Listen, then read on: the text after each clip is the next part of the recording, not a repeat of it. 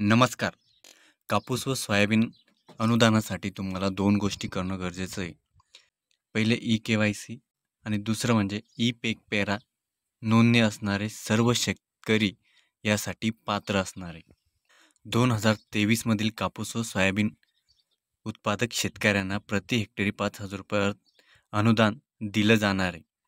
पात्र शेतकऱ्यांनी त्यांच्या आधार व बँक खात्याशी संलग्न असलेल्या माहितीचा वापर व्हावा यासाठी त्यांचे वैयक्तिक संमतीपत्र व सामूहिक ना हरकत प्रमाणपत्र आपल्या कृषी सहाय्यकाकडे जमा करणं आवश्यक आहे.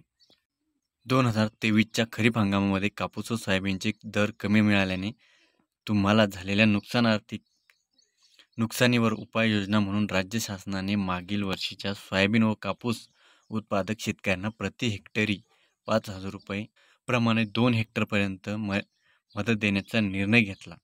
हे अनुदान सोयाबीन व कापूस उत्पादन असलेल्या व ज्यांनी ई-पीक पेरेची नोंदणी केलेली आहे अशा सर्व शेतकऱ्यांना ही अनुदान दिले जाणार आहे.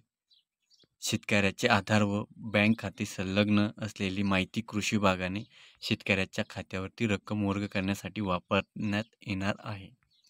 यासाठी शेतकऱ्यांनी वैयक्तिक संमतीपत्र किंवा सामूहिक शेती असल्यास सामूहिक ना हरकत प्रमाणपत्र तातडीनं सादर करायचं आहे, जेणेकरून लवकरात लवकर तुम्हाला तुमच्या खात्यावर निधी वितरित करता येईल, असं कृषी मंत्री यांनी स्पष्ट सांगितलेलं आहे.